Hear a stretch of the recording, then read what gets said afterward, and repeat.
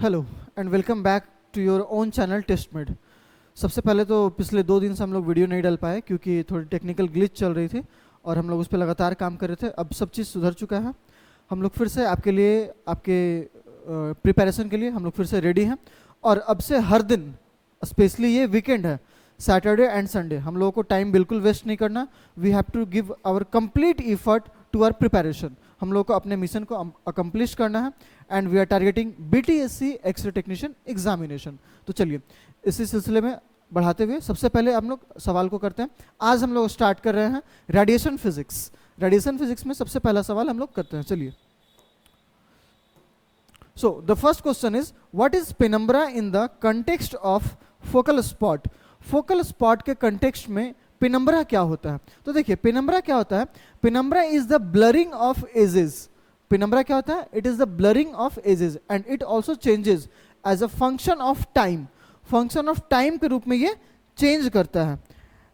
It changes as the function of distance from the beam axis. ये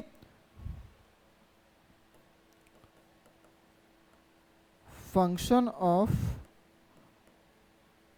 distance from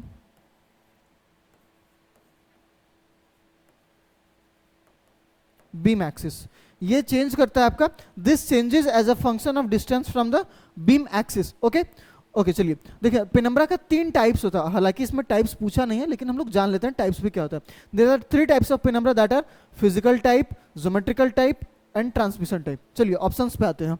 so what is penumbra? The central ray of the x ray beam, बिल्कुल नहीं होना ये। The blurred edges of the x ray beam, चलिए इसको देखते हैं। The area of maximum intensity, the area of minimum intensity. So the answer is the blurred edge of the x ray image. I hope इसका image हो हमारे पास। चलिए देखते हैं इमेज। देखिए ये है पेनम्ब्रा। पेनम्ब्रा क्या है? ये आपका है सोर्स, इधर आपका कॉलीमेटर। कॉलीमेटर जो डायफ्राम होता है, जो बीम को रेस्ट्रिक्ट करता है, बीम रेस्ट्रिक्टर है ये, है ना। तो ये आपका हो गया source and this is the central axis. ये देखिए यहां से जब लाइट फॉल कर रहा है तो सेंट्रली तो ये फॉल कर रहा है, but at the edges there is blurring.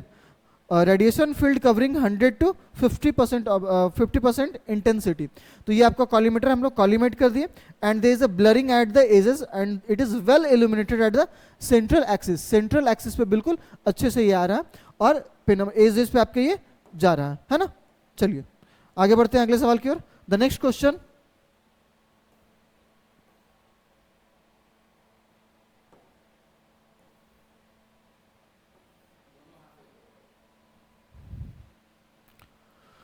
okay, the next question for the session is what is the effective focal spot size। चलिए यहाँ पे फिर से सवाल आया है, इफेक्टिव फोकल स्पॉट साइज क्या होता है? देखिए 2 चीजें होती है, एक होता है आपका इफेक्टिव फोकल स्पॉट एंड एक होता है एक्चुअल फोकल स्पॉट, है ना। There is 2 things. ये आपका आएगा फोकल स्पॉट साइजेस में। लाइन फोकस प्रिंसिपल भी इसी से कोरिलेट करेगा, है ना। तो what is effective focal spot?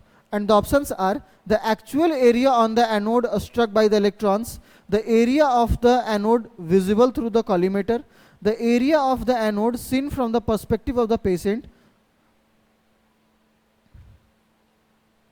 the area of anode seen from the perspective of the image receptor। ये होता क्या है? पहले सबसे पहली बात कि ये होगा क्या, है ना।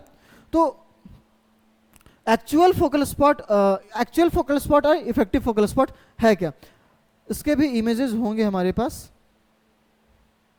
चलिए पहले ये देख लेते हैं what is the definition of actual and effective focal spot. तो एक्चुअल फोकल स्पॉट वो होता है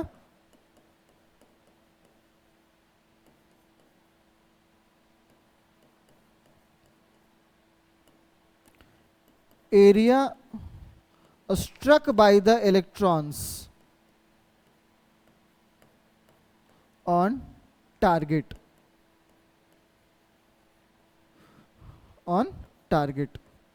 वैसा एरिया जो focal spot, actual focal spot is defined as the area struck by the electrons on the target. जब cathode से आपका electrons निकलेगा और टारगेट को जाके स्ट्राइक करेगा, तो जितने एरिया को वो स्ट्राइक करेगा उसे हम क्या कहेंगे? Actual focal spot. और इफेक्टिव फोकल स्पॉट क्या होता है? The area which perceives to be coming out from the x ray tube. तो इसमें क्या हो जाएगा? The effective focal spot the actual area struck by the electron, ये नहीं होगा, ये तो आपका एक्चुअल फोकल स्पॉट हो जाएगा, ये बिल्कुल नहीं। The area of the anode visible through the collimator, ये भी नहीं। The area of the anode as seen from the perspective of the patient, and ये भी नहीं होना है। The area of the anode seen from the perspective of the image receptor, ये आपका हो जाएगा, है ना। चलिए इसका इमेज देखते हैं हम लोग। ये रहा आपका,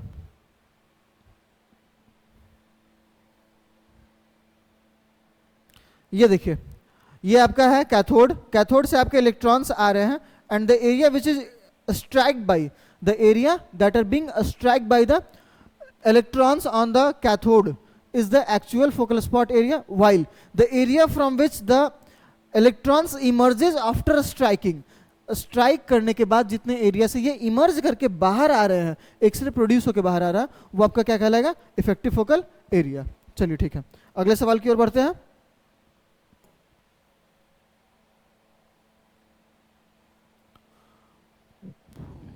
What is the primary purpose of the control panel on the X-ray machine? देखिए, हम सभी लोग being a technocrats, being a technologist, being a radiographer, being a X-ray technician, हमारा सबसे प्राइम काम क्या है, इमेजिंग वर्क परफॉर्म करना, है ना। तो उसमें देखिए जो हम लोग का कंट्रोल पैनल होता है, जो कंसोल हम लोग बोलते हैं, तो एक्सरे में उसमें क्या होता है, क्या हम लोग करते हैं, to adjust the kVp and mA setting, to focus on the x ray beam, to produce the electrons, to cool down the tube और समथिंग जो भी है, to cool down the tube, ये बिल्कुल नहीं होना। चलिए, तो ये क्या हो जाएगा, to adjust the kV and mA, kV और एमए को हम लोग एडजस्ट करने के लिए कंसोल का इस्तेमाल करते हैं। देखिए दो तरह का होता है, एक आपका होता है APR, that is automatic processing होता है, एक आपका ऑटोमेटिक कंट्रोल होता है, एक होता है मैनुअल सेटिंग। तो ऑटोमेटिक में जब हम लोग ऑटो मोड पे डाल देते हैं सिस्टम को, and we just select either the patient is baby, paediatric, adult, old age, obese, according to the structure of the patient body, है ना, इसके बेसिस पे हम लोग उसमें सिलेक्शन डालते हैं। दूसरी बात, जब हम लोग मैनुअली करते हैं, जब हम लोग मैनुअल मोड पे डालते हैं, we have to manually select the exposure value, exposure factor, कितना केवी देना है, कितना एमए देना। तो बेसिकली ये क्या काम करता है, it is used to adjust the kVp and mA for the better yield of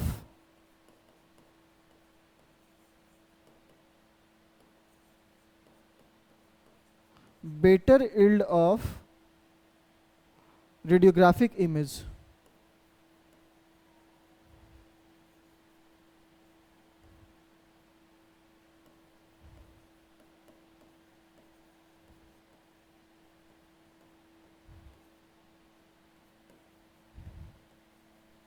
by controlling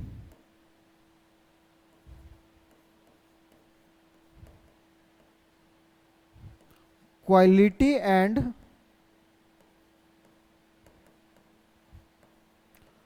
quantity of x-ray beam. X-ray beam के क्वालिटी और क्वांटिटी को कंट्रोल करते हैं हम लोग इससे, किससे, एक्सपोजर फैक्टर से। एक्सपोजर फैक्टर किसे हम लोग बोल रहे हैं, केवी एंड एमए। ओके, चलिए अगले सवाल की ओर चलते हैं।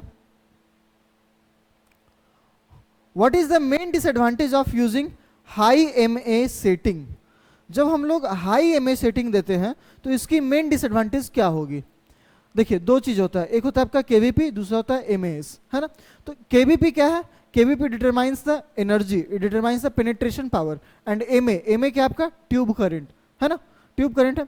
ये क्या होता है, it gives the information about the intensity, that means number of the electrons emitted, है ना। तो ये देखिए, what is the main disadvantage of the using high MA setting। अगर हाई एमए सेटिंग होगी तो क्या होगा, reduced tube life, increased patient dose, reduced image contrast, reduce spatial resolution. तो ये क्या होगा आपका, इंक्रीज्ड पेशेंट डोज। क्यों हो जाएगा ये ध्यान दीजिए। देखिए अगर हाई एमए हम लोग देंगे, that means we are increasing the intensity, that means more number. देखिए इधर ध्यान दीजिए, high mA gives high intensity, और इंटेंसिटी हाई होगा तो higher number of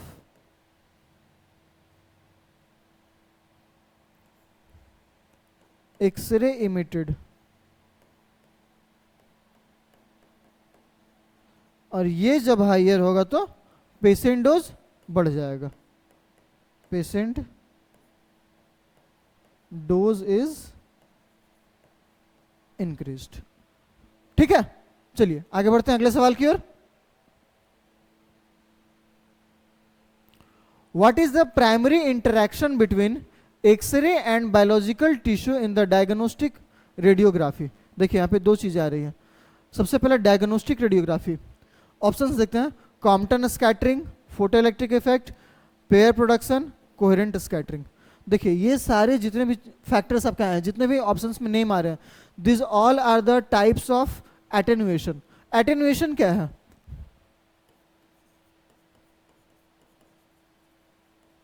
attenuation, it is defined as reduced intensity of beam as it transverse through medium, transverse through medium. जब किसी भी मीडियम से ये ट्रांसवर्स होता है, बीम एक्सरे बीम ट्रांसवर्स होता है, तो उसकी जो रिडक्शन होती है उसे हम लोग क्या बोलते हैं? एटेन्युएशन। एटेन्युएशन को हिंदी में हम लोग बोलते हैं छीनन, शक्ति छिन्न होना, है ना। तो इसके जो अलग अलग टाइप्स है हम लोग देखें, coherent scattering, Compton scattering, photo electric absorption, photo disintegration and pair production. तो जिसमें आपका पेयर प्रोडक्शन और फोटो डिसइंटीग्रेशन ये आपके डायग्नोस्टिक रेंज में नहीं आएंगे। चलिए आगे देखेंगे, हम लोग धीरे धीरे इसमें जानेंगे, आगे बढ़ते जाएंगे। तो यहां पे क्या आएगा आपका? What is the primary interaction between x ray and biological tissue in diagnostic radiology termed as, ये क्या कहलाएगा? ये आपका होगा photo electric effect. Photo electric effect, अब देखिए फोटो इलेक्ट्रिक इफेक्ट क्या होता है। तो फोटो इलेक्ट्रिक इफेक्ट कब होता है और कैसे निकलता है? तो बेसिकली इसमें के सेल इलेक्ट्रॉन का रिमूवल होता है, और बेसिकली वो सारे प्रोसेस आगे हम लोग देखते जाएंगे, जैसे जैसे आगे एज वी एडवांसेस हम लोग देखते जाएंगे। तो photo electric absorption dominates in contrast media and photo electric absorption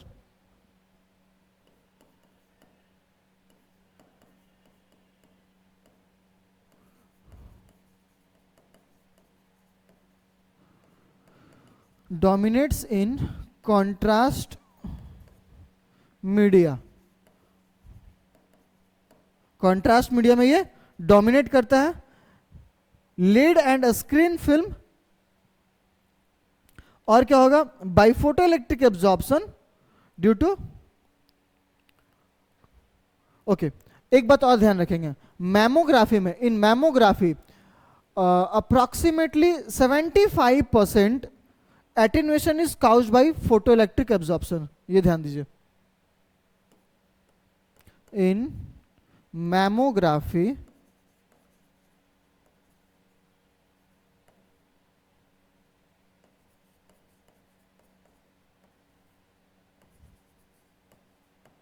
approximately 75%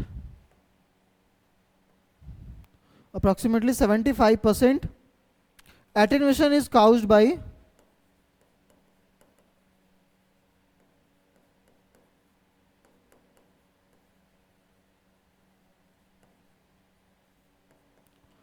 photoelectric absorption. और चेस्ट रेडियोग्राफी में 15 से 20% होता है, 15 to 20% इन चेस्ट एक्सरे, और बाकी का जितना होगा वो किसे जाएगा? कॉम्पटन स्कैटरिंग से जाएगा। चलिए अगले सवाल की ओर बढ़ते हैं। What is the significance of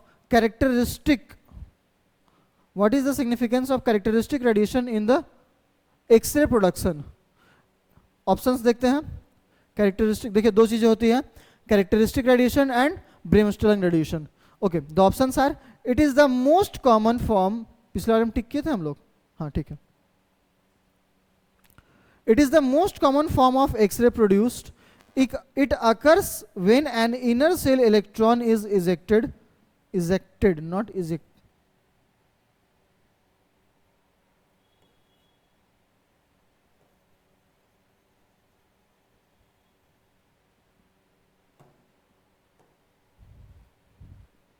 It occurs when the inner cell electron is ejected. It is responsible for the most of the patient dose. It is responsible for the most of the patient dose. It is the least penetrating form of the X-ray. देखिए दो चीजें होती है, ब्रेमस्टर्लिंग and characteristic. ब्रेमस्टर्लिंग क्या होता है?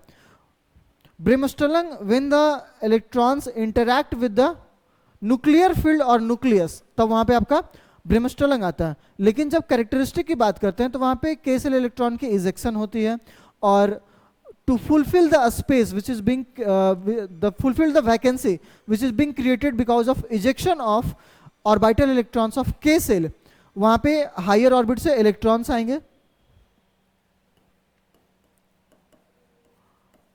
k cell electron ejection. दूसरा क्या होगा? Higher orbit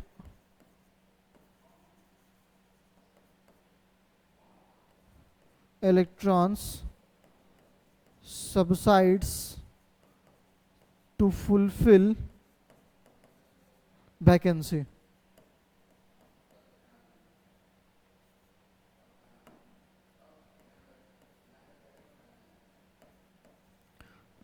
Higher orbit electrons subside to fulfill the vacancy, and difference in the energy, difference in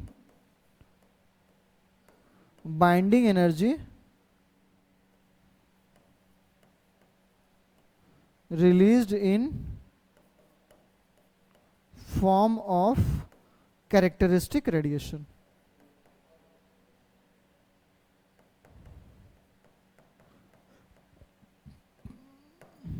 है ना? तो देखिए ये आंसर क्या हो जाएगा? It occurs when the inner cell, क्योंकि के सेल में हो रहा है ना, के सेल हमारा कौन सा है? Inner shell. K shell is the inner shell, ठीक है। तो it occurs when an inner shell electron is ejected. आगे बढ़ते हैं अगले सवाल की ओर। What is the purpose of focusing cup in an, focusing cup में what is the purpose of focusing cup in a cathode, या इन एन एक्सरे ट्यूब कर लेते हैं।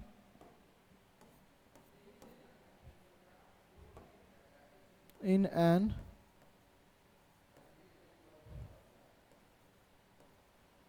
X ray tube. फोकसिंग कप का एक्सरे ट्यूब में क्या काम है? देखिए सबसे पहले दो चीजें, फोकसिंग कप होता क्या है? X ray tube has basically the two most basic component, that is cathode and anode. Cathode side में आपको क्या क्या आएगा? Filament and focusing cup. Cathode,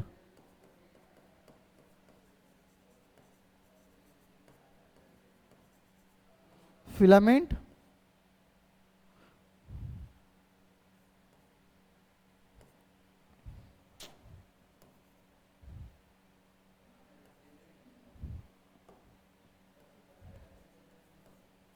filament and focusing cup, दो चीजें होती है ना। और एक होता है आपका एनोड। एनोड को हम लोग बेसिकली क्या बोलते हैं? टारगेट। देखिए हम लोग बीटीएससी की तैयारी कर रहे हैं, बिहार टेक्निकल सर्विस कमीशन, जिसके लिए हम लोग बिल्कुल बेसिक लेवल से चल रहे हैं, है ना। बेसिक से एडवांस तक जाएंगे। बहुत सारे लोगों को लग रहा होगा कि सर क्या आप बिल्कुल आप बेसिक की बातें कर रहे हैं। तो गलती जो भी होती है ना हम लोग के एग्जाम में, आती हुई चीजें हम लोगों से गलती हो जाती है, तो सबसे पहले उसको हम लोग ध्यान दे रहे हैं, है ना। बिल्कुल छोटी छोटी बातों को बिल्कुल स्किप नहीं करना है, ये आपको मार्क्स दिलाएगा, यही आपको रैंक दिलाएगा। ये आपका हो गया एनोड, क्या होगा? टारगेट। चलिए तो इसमें हम देख रहे हैं कि ये सवाल क्या कर रहा है? What is the purpose of focusing cup? Focusing cup का रोल क्या होता है? Focusing cup as the name suggest focus, तो ये फोकस कराएगा the electrons which are being emitted from the filament, इसको ये एनोड की तरफ डायरेक्ट करेगा। क्या करेगा? It will direct the electrons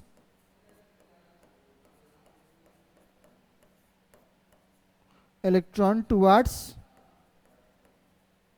target, target की तरफ ये इलेक्ट्रॉन को डायरेक्ट करेगा। चलिए ऑप्शन देखते हैं। To accelerate the electrons, to focus the electron towards the anode, target को हम लोग एनोड बोल रहे हैं। To produce the electrons, to cool down the anode, तो ये क्या हो जाएगा हमारा? To focus the electrons towards the anode, anode की तरफ फोकस करने के लिए हम लोग फोकसिंग कप का इस्तेमाल करते हैं। देखिए इसका इमेज होगा हमारे पास,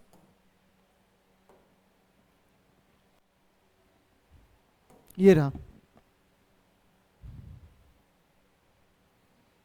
ये देखिए ये आपका फिलामेंट हो गया, filament, this is the cathode, ये पूरा आपका कैथोड का पार्ट है। ये आपका फोकसिंग कप, किस तरह का डिवाइस है? ये देखिए इस तरह का बना हुआ है ना फोकसिंग कप, ये किस तरह का काम आ रहा है? It directs the electron towards the target और एनोड। चलिए आगे बढ़ते हैं अगले सवाल की ओर।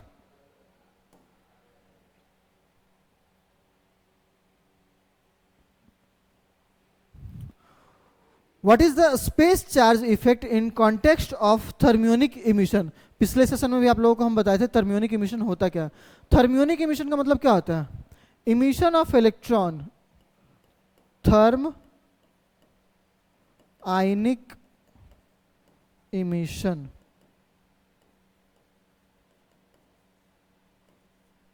Thermionic emission. Therm means heat, ionic means ion, heat ion. तो वैसे प्रोसेस जिसमें हीट देने से आयंस इमिट हो, आयंस निकले, उसको हम लोग क्या बोलते हैं? Thermionic emission. ये बेसिकली किसके लिए होता है? ये आपका टंगस्टन में होता है, फिलामेंट में होता है। टंगस्टन ये क्या होता है आपका? फिलामेंट इसी की बनी होती है ना। और टंगस्टन की मेल्टिंग पॉइंट कितनी होती है? Approximately 3400 degree Celsius, 3400 degree Celsius हमारा टंगस्टन का मेल्टिंग पॉइंट होता है।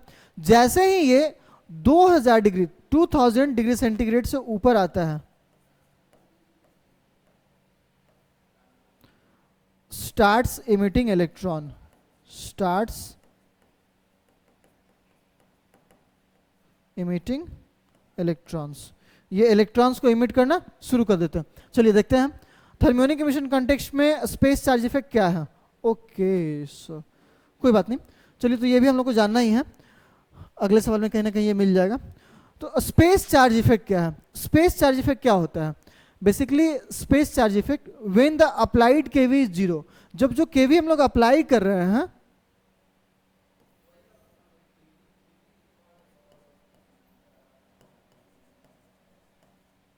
जब केवी जीरो होगा तो क्या होगा? देखिए स्पेस चार्ज इफेक्ट है क्या, इसके आप लोगों को space charge effect, space charge limited region और स्पेस चार्ज सैचुरेशन, ये तीन चीजें आती है ना। तो when the applied kV is zero और small, the electron surrounding the filament forms a cloud. क्या होता है? जो इलेक्ट्रॉन्स होते हैं when the applied kV is zero और स्मॉल, जो अप्लाइड हम लोग केवी अप्लाई कर रहे हैं वो जीरो हो या उससे कम हो, मतलब बहुत कम हो, ऑलमोस्ट नेग्लिजिबल हो, तो उसमें क्या होगा? Electrons will form a cloud. Electrons क्या होगा? इलेक्ट्रॉन क्लाउड फॉर्मेशन, इलेक्ट्रॉन का क्लाउड बनेगा, ठीक है। ये क्या करेगा आपका? जो कि आपको इलेक्ट्रॉन्स को रिपेल करेगा, which repel back, electron cloud and repel electron back to filament. Electron को वापस ये फिलामेंट में रिपेल करेगा और इससे क्या होगा? The current is very small, और इससे क्या होगा? करंट बहुत कम हो जाएगा, करंट इज वेरी स्मॉल। चलिए देखते हैं, तो ये बेसिकली है किसके किसके बीच का? कैथोड और इलेक्ट्रॉन का रिलेशन है। देखते हैं ऑप्शंस क्या है। The repulsion between electron and cathode, the attraction between electron and anode,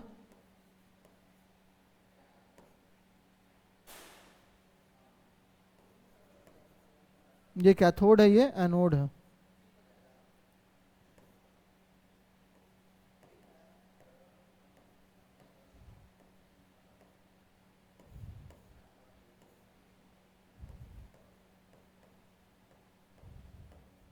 ठीक है, the attraction between electron and anode, the neutralization charge within the neutralization charge, इसको सिर्फ रख लेते हैं हम लोग। ठीक है, the focusing electron into the narrow beam, sorry थोड़ा टेक्निकल ग्लिच है, हम अपने टेक्निकल टीम से कहेंगे थोड़ा इन पे ध्यान देंगे अगली बार से। वैसे बच्चों को परेशानी होती है। Okay, so it is repulsion between electron and electrons near the cathode, electron के कैथोड के नजदीक रिपल्सन जो होता है उसको हम लोग क्या बोलते हैं, स्पेस चार्ज। एक और आपको मिलेगा आगे स्पेस चार्ज लिमिटेड रीजन, जो कि when the KVP is in the range of 0 to 40, जब 0 से 40 होता है, 0 to 40, तो क्या मिलेगा आपको, स्पेस चार्ज, सॉरी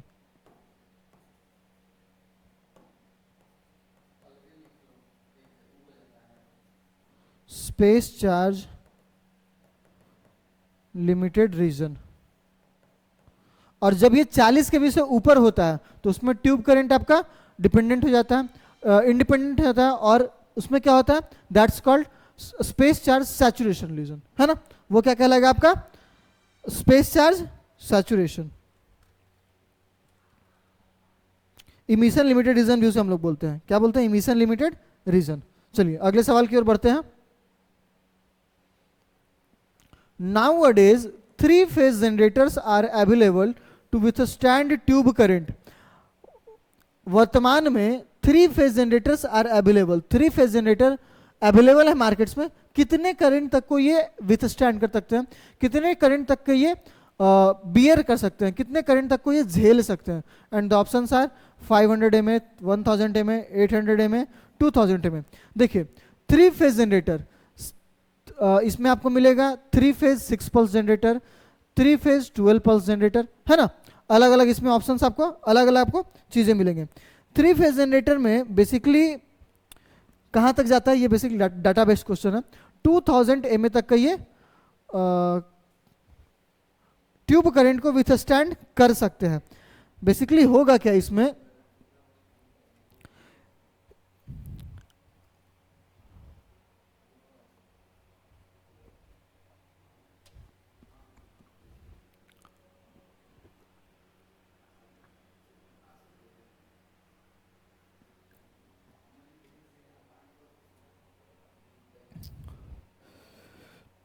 बेसिकली क्या होता है, ये आपका क्यों होता है, this enables to radiograph with extremely short exposure time.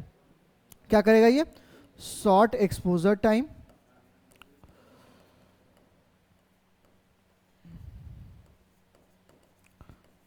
And short exposure time and high repetition rate, high repetition rate,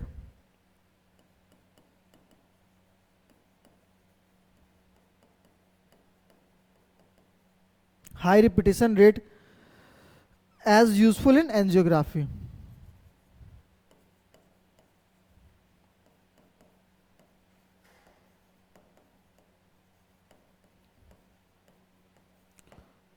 So it is the generator, it is the 3-phase generator which enables to give the short exposure in time and high repetition rate, जैसा कि हम लोग को angiography में जरूरत पड़ता है। तो इसकी क्या आंसर हो जाएगी, 2000 mA। चलिए अगले सवाल की ओर बढ़ते हैं हम लोग।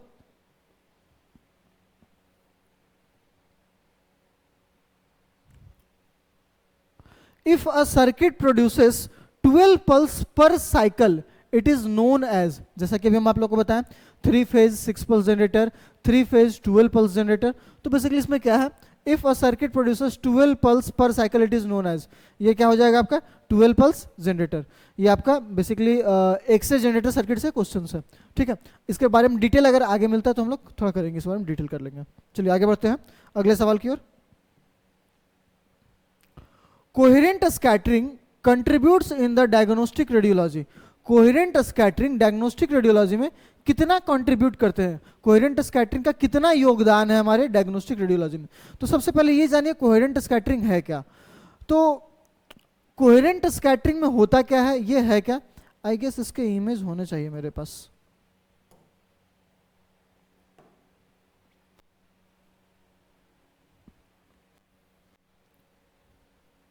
देखिए कोहेरेंट स्कैटरिंग में होता क्या है, when the incident photon strikes the atom, ये किसी एटम को स्ट्राइक करता है, it goes without change in wavelength but changes the direction. इसमें डायरेक्शन का तो चेंज होता है लेकिन किसी भी तरह का वेवलेंथ का चेंज नहीं होता है, ठीक है। तो ये क्या है, इंसिडेंट फोटोन, ये आपका हो गया scattered photon with same energy, जितने एनर्जी से आया उतने ही एनर्जी से ये निकल गया, without change in any wavelength but there is change in direction. इसमें डायरेक्शन का सिर्फ चेंज होता है, ये सिर्फ दिशा बदलते हैं। तो ये कितना करता है, कोहेरेंट स्कैटरिंग कंट्रीब्यूट्स इन diagnostic radiology less than 5%, less than 90%, more than 33%, more than 90%। आप लोग को हम पहले बताएं डायग्नोस्टिक रेडियोलॉजी में सबसे ज्यादा इंपॉर्टेंट रोल कौन प्ले करता है, Compton scattering, photoelectric absorption, this two plays the most important role in the diagnostic radiology. चलिए तो ये आपका कितना हो जाएगा, लेस देन 5%। अगले सवाल की ओर बढ़ते हैं। The maximum photon energy in X ray beam is determined by, X ray beam में मैक्सिमम फोटोन एनर्जी किसके द्वारा डिटरमिन किया जाता है, and the options are atomic number of the target, atomic number of the x ray beam, voltage across the x ray tube, total exposure, time. तो ये atomic number आपका हो गया क्या, ये हो गया आपका Z, atomic number of the x ray beam filter, ये तो फिल्टर का बात कर दिया है ना। वोल्टेज, वोल्टेज क्या हो गया आपका KVP, exposure time, exposure time. तो बेसिकली ये किस पे डिपेंड करता है, आप लोगों को अभी थोड़ी देर पहले हम बताए थे, फोटोन एनर्जी, फोटोन एनर्जी किस पे डिपेंड करेगा, it depends upon the kVp, kVp also determine, it is also the factor which determines the penetration power, ये पेनिट्रेशन पावर को भी डिटरमाइन करता है। So it depends upon the voltage across the x ray tube. चलिए आगे बढ़ते हैं अगले सवाल की ओर। हाँ देखिए बहुत अच्छा सवाल है। Hard X rays have tube voltage of. देखिए बेसिकली दो तीन चीजें आती है आपकी, सॉफ्ट एक्सरे, हार्ड एक्सरे,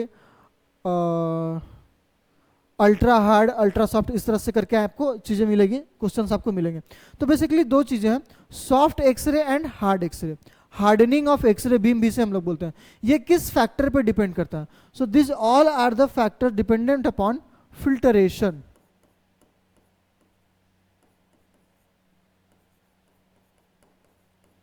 ठीक है, फिल्टरेशन ऑफ एक्सरे ट्यूब। आप लोग को हम पहले ही बताए हैं ये कितने तरह का होता है, एक आपका होता है एडेड, एक होता है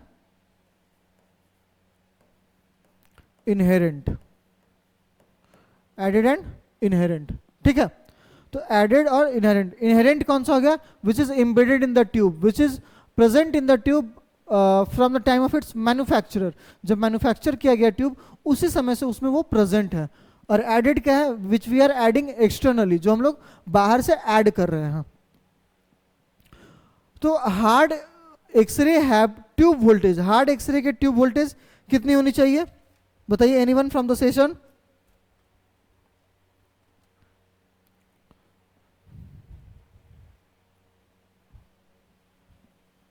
इसकी रेंज होती है आपकी 150 टू 400 किलो वोल्ट। देखिए higher will be the energy,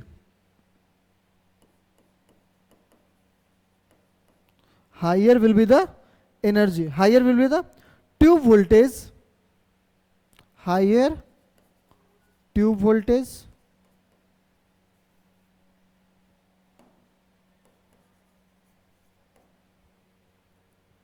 higher would be energy,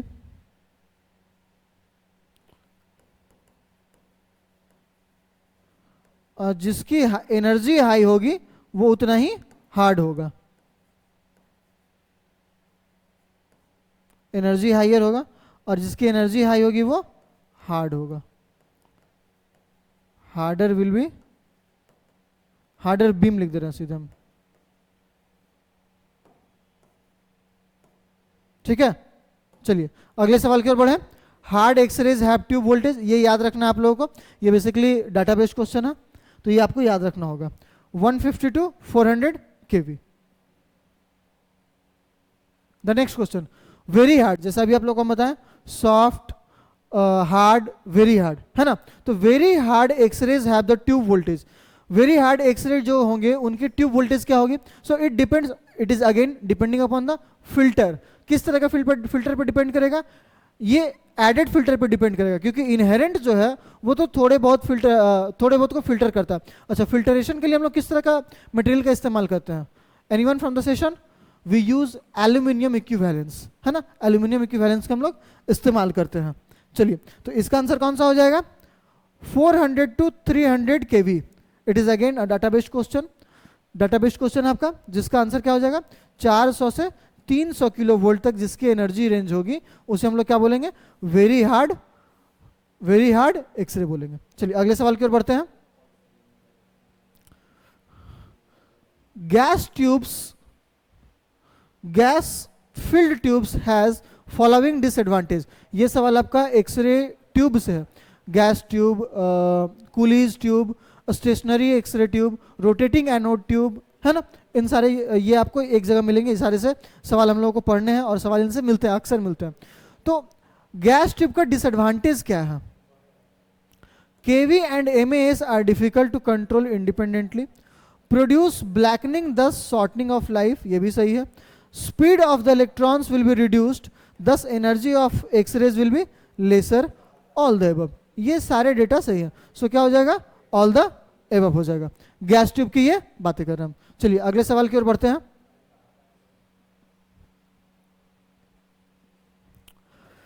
okay, देखिए ये सवाल हम लोग पहले कर चुके हैं।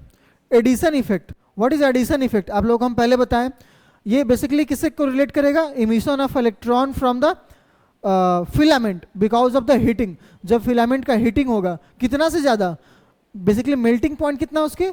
3387 डिग्री सेंटीग्रेड होता है melting point of tungsten, 3400 degree Celsius, है ना। लेकिन क्या होगा जब ये 2000 डिग्री सेंटीग्रेड से ऊपर जाएगा तो ये क्या करेगा? Starts emitting, starts emitting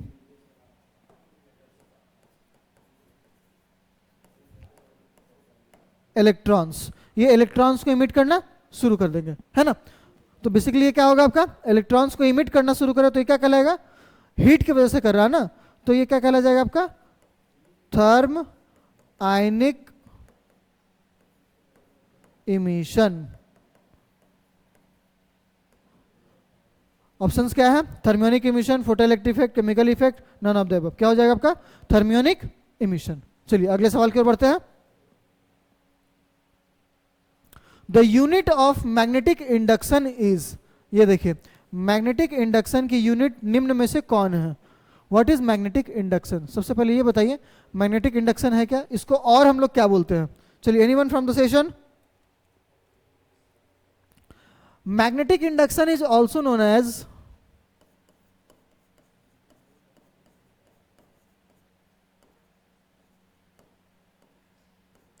magnetic flux density.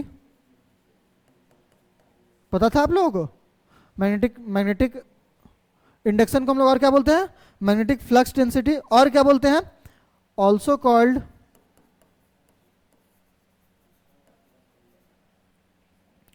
Magnetic field strength.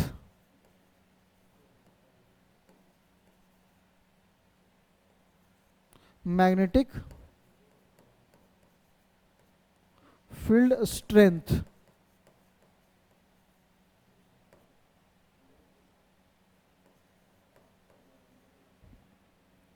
है ना। तो ये क्या है आपका, बेसिकली ये कहलाता क्या है, it is the total number of magnetic flux per unit area. इसको हम लोग डिफाइन कैसे करते हैं, it is defined as total number of magnetic flux passing through per unit area, total number of magnetic flux per unit area, है ना। तो चलिए सबसे पहले देखते हैं पर यूनिट एरिया आ रहा, अभी हम मैग्नेटिक फ्लक्स से थोड़ा रुक रहे हैं, ठीक है। तो इसमें क्या आएगा, एरिया का मेरा यूनिट क्या हो जाता है, मीटर स्क्वायर। देखिए इस तरह का कोई ऑप्शन है आपके पास, मीटर आपका इधर है, वेबर ये तो गायब हो गया आपका, मीटर यहाँ भी मीटर है, ये भी नहीं होना, यहाँ भी मीटर, ये भी नहीं होना, तो ये कौन सा हो जाएगा, metre, weber per metre square. क्या हो जाएगा आपका, वेबर पर मीटर स्क्वायर। और इसकी एसआई यूनिट क्या होती है, टेस्ला। क्या होगा, Tesla.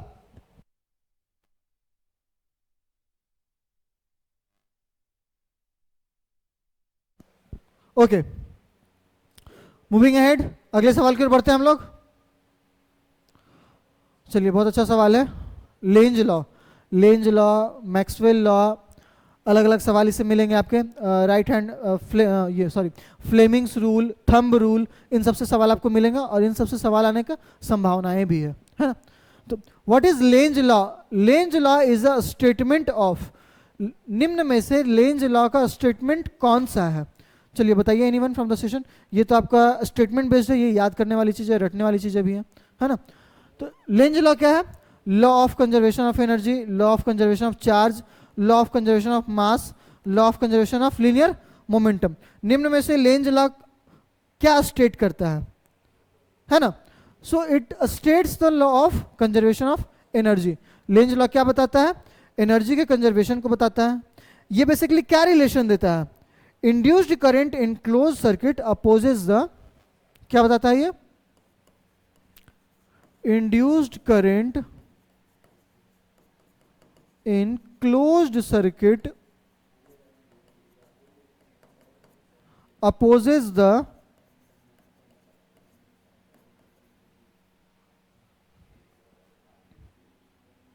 change in magnetic flux,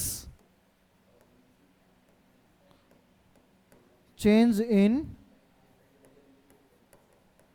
magnetic flux that produced it,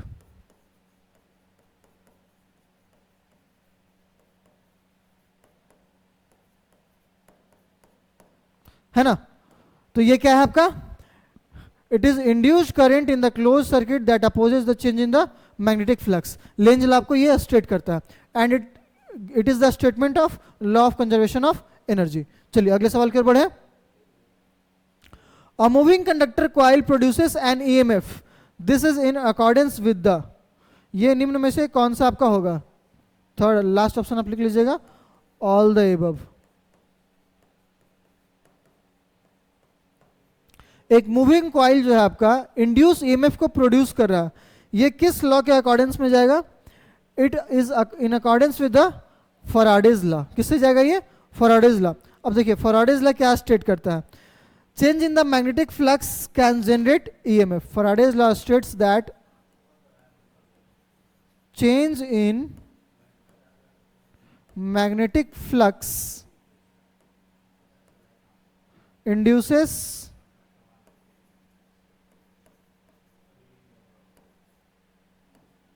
EMF, है ना। फैराडेज लॉ आपको क्या बताता है, change in magnetic flux induce करेगा क्या, ईएमएफ को। चलिए अगले सवाल की ओर बढ़े हम लोग।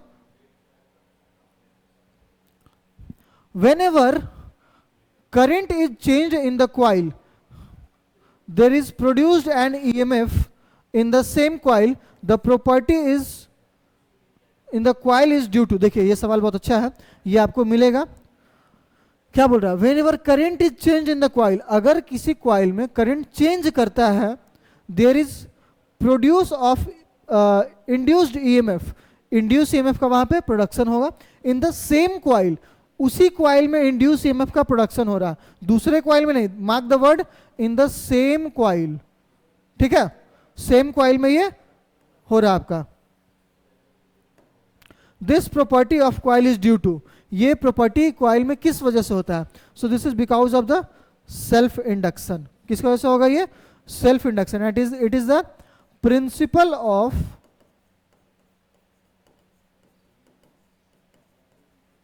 Auto transformer. Auto transformer works on the principle of self induction. Auto transformer किस पे वर्क करता है? सेल्फ इंडक्शन पे काम करता है। ठीक है। म्यूचुअल इंडक्शन क्या होता है? जब एक कॉइल में आपका करंट चेंज हो तो उसकी वजह से दूसरे कॉइल में ईएमएफ इंड्यूस होगा, उसको हम लोग क्या बोलेंगे? Mutual induction. And it is the working principle of transformer. चलिए, तो आज के लिए इतना ही। तो हम लोग आज के सेशन में 20 क्वेश्चन किए हैं, अगले सेशन में और भी सवाल करेंगे, सवाल भी बहुत सारे हैं। तो thank you so much for connecting to us and thank you.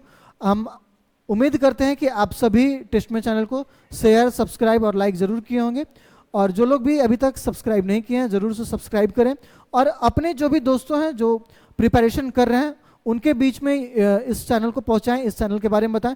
हम सब निरंतर इस प्रयास में जुड़े हैं, आपके बीच में MCQ सेशंस करवाएं ताकि आपके मिशन को अकम्प्लिश करा सकें। Okay, thank you so much.